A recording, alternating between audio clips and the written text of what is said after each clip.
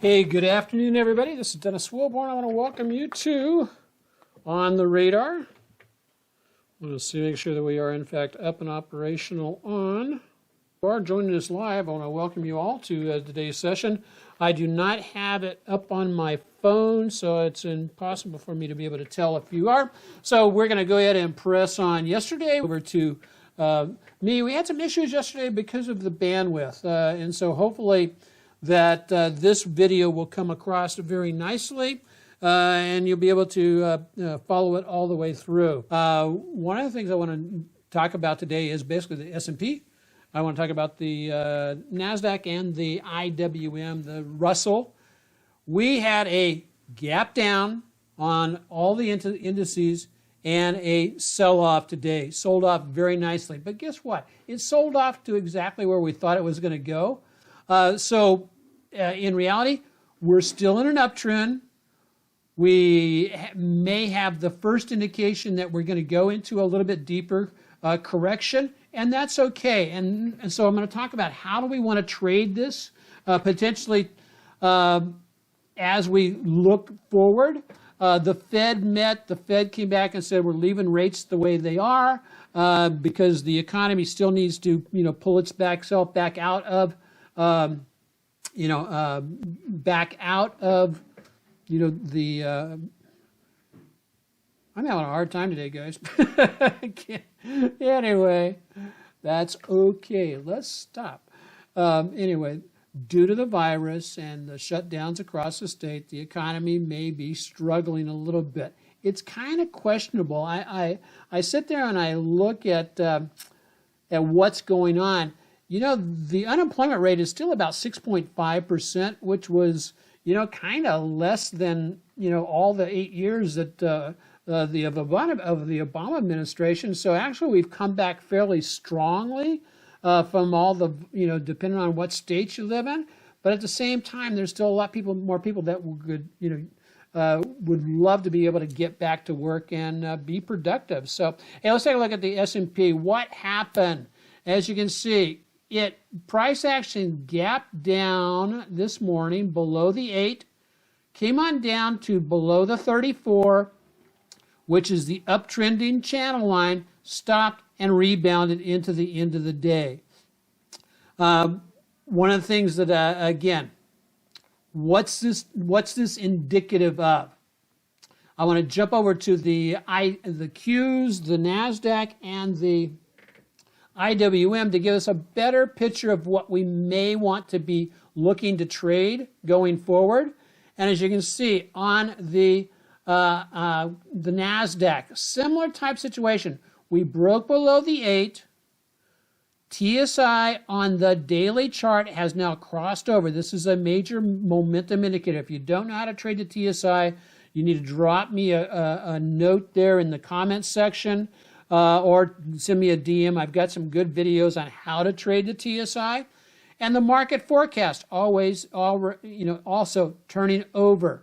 Both of these indicators, the market forecast and the TSI, are momentum indicators, and I have adjusted them and basically perfected them to where they give us a pretty good idea. They lag a little bit, but when they reverse from either the upper reversal zone or the lower reversal zone, oftentimes that coincides very nicely with areas where we can expect nice, strong moves.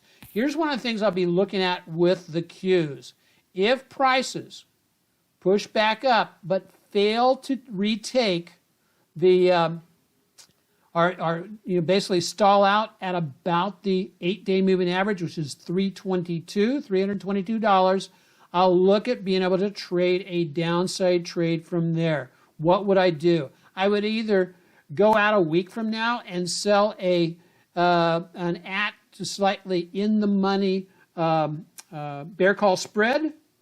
I could also turn around and just buy some puts. And if I was to buy puts, I would probably go 3 or more weeks out. Be careful, though, because in 2 weeks we do have, in 3 weeks we have option expiration for the month of February. whenever you're buying options, especially put options during the, during close to when price, when contracts expire, that week has a tendency to have a little bit of an upside bias. And so, just watch yourself, keep your stops tight, and take your profits quickly. So anyway, on Qs, that's what I'd be looking at doing. I think that one thing I want to take a look at the weekly chart. What's the weekly chart telling us at this point? Now recognize we have 2 more days left in the week.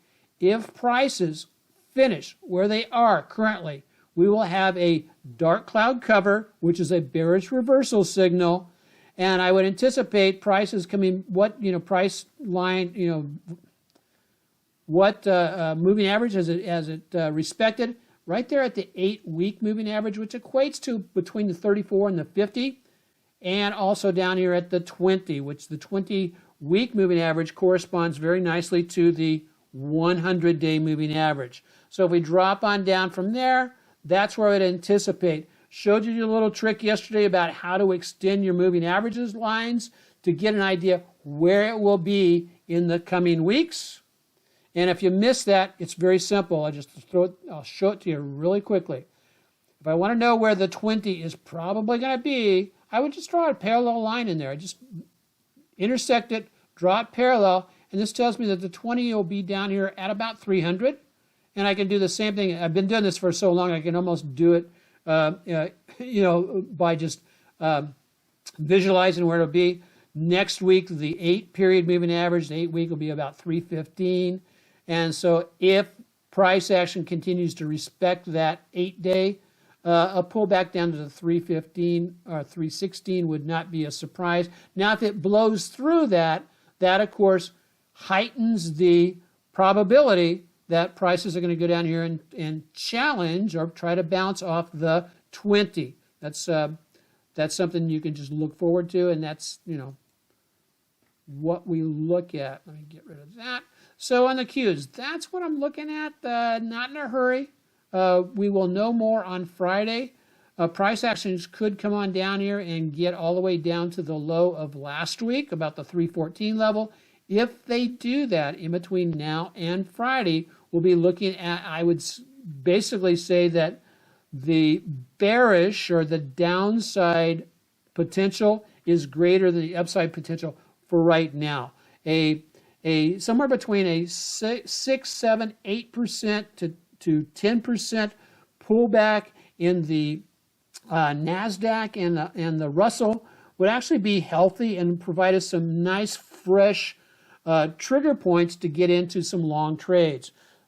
What about the Russell? Russell, a little bit weaker today from the aspect of we had the bearish engulfing yesterday on the Russell. Let me blow this up just a little bit. You see, we had a bearish engulfing, price action gap down, and have a spinning top doji right there at just below the breakout level of the about 210. Correction. Let's see what that is exactly. Boom. Yeah, 209.77, gap below that. Similar to the situation with the NASDAQ, I actually like the Russell for dropping further. So any kind of a retest up into today's body might give us an opportunity to get into a trade. Look for, you can do the same thing on extending the 8-period moving average, only this time we're extended it to the downside. So I would say any kind of a move back up to around the 211 to 1150 level may sort of give us an opportunity to trade a downside trade. I would be looking at doing an at or in the money bear call spread or a call credit spread. And when I say in or at the money, what I'd be looking at, if I got up to 211 and I was looking at the lows here at 207, I would probably sell about a $2 wide that would expire around February 5th or even extend it out to February 12th. And I would sell like the 209 by 211, or I might even slip it on down here and say, hey, let's go with the 208 to 208 to 210 or 211 for a nice, potential credit. And I would be looking at a credit that was better than 1-to-1. Now, what are some of the stocks that we're looking at? One, when the market starts to go into a potential correction mode, we want to be looking at a couple of things. One, we want to be looking at what stocks are holding up better than their counterparts. And so in this particular case, CYBR is a stock I'll just throw out there. As you can see, when I move the slider over, there we go. Price action on CYBR held up very well today. Yes, it is an outside day. However, we stayed away from the 8-day moving correction, the 20-day moving average. It does have some support in there. It has made itself up to the 1272 extension on this on one of this previous moves, and so that's where we would expect it to slow down its upward move. Look for a pullback. I'm going to watch the 20-day moving average. The 20-day moving average in this case may just eke its way up to about the 158 to 159 level. That may be the trigger point for a potential entry. Below that, we're looking at 155.76. Again, CYBR does have weekly options, and so you can be looking at potentially trading that. One of the stocks that we were looking at earlier in the week, we actually got into a trade on this, was let's take a look at a couple of stocks that we looked at from a bearish perspective yesterday. Twilio. Yeah, Twilio. We never came back up and retested the high side. Twilio on the downside, though. Now, if you remember correctly, what I was showing on Twilio was this price action based on the Fibonacci's of this is the price levels where we expect a turnaround, but this was a time frame. Since we are way ahead of schedule as far as the fall is going, this is very reflective that this stock is weakening. So I would look at, let me get rid of all the drawings there. Let me get rid of all the drawings there.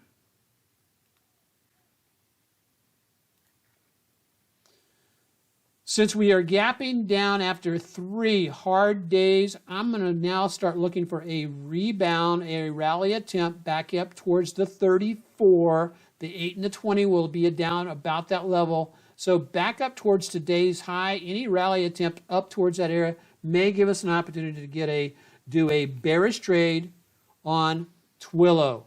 When does Twilio have earnings?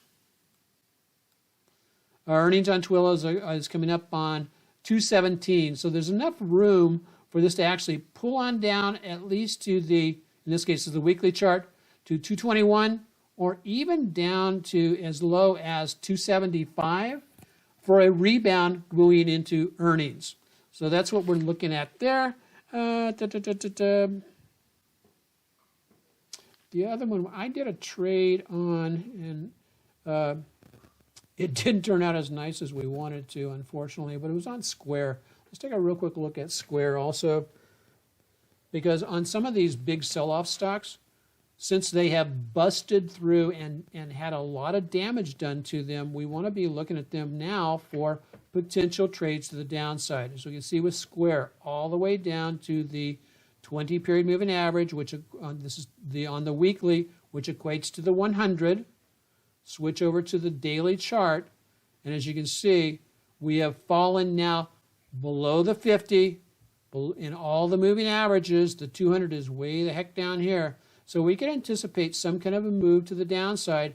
It may be ready to do a rebound. So any type of a move back up into the 8, the 20, this breakout level at 210, 209. Be on the lookout for then a reversal signal or a weakness signal, a stalling signal that would allow us to go ahead and jump on a downside trade.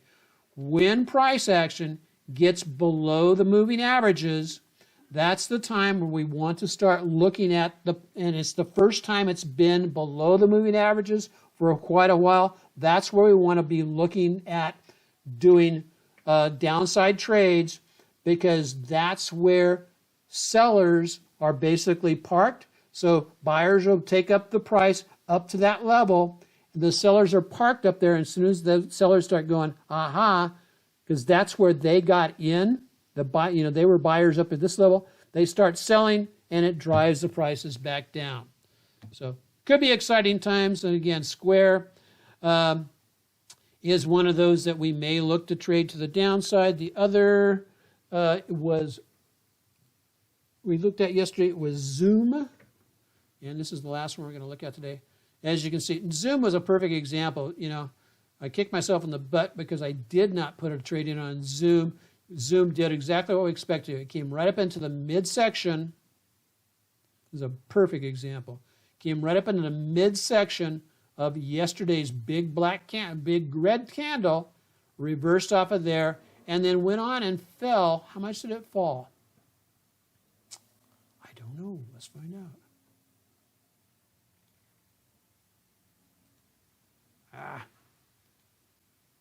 There we go. And the range on it was 21 bucks. And so those stocks that range like that can be very profitable to us, because we can do a $5 wide spread, and then all in one day it will go through the spread and then become profitable, very quickly. And then we're just waiting for time to decay and move across. So, hey, if you're joining us for the first time on Instagram, welcome. I hope that this video came out, smooth. Yesterday, it was like the bit rate or the bandwidth was really poor, so it was all staggery and all that kind of stuff. So if it did turn out okay, give us a thumbs up, and we'll be recording this, getting it over to our YouTube channel, Market Tech Talk. If you haven't subscribed to the great post over on Market Tech Talk, please do that. Hit the bell to be reminded when we put out new training videos and stock picking videos. As far as things coming up in the near future, if this works out, I'm going to do this on the radar at the end of the day. One of the things it does for us is that it takes the emotion of the actual ticker going off out of the way, where we can look at it with unbiased eyes and non-emotional eyes. And if we do get a setup, we will say, hey, here's where we want to be taking action on this tomorrow. That way you can get your orders, conditional orders in, and progress from there. So until next time, again, shoot us a DM on anything you want to, any stock that you want us to take a look at. I'll be glad to do that tomorrow. And also let us know by following us on Instagram and the YouTube channel. And that's it for today. So aloha. God bless everybody.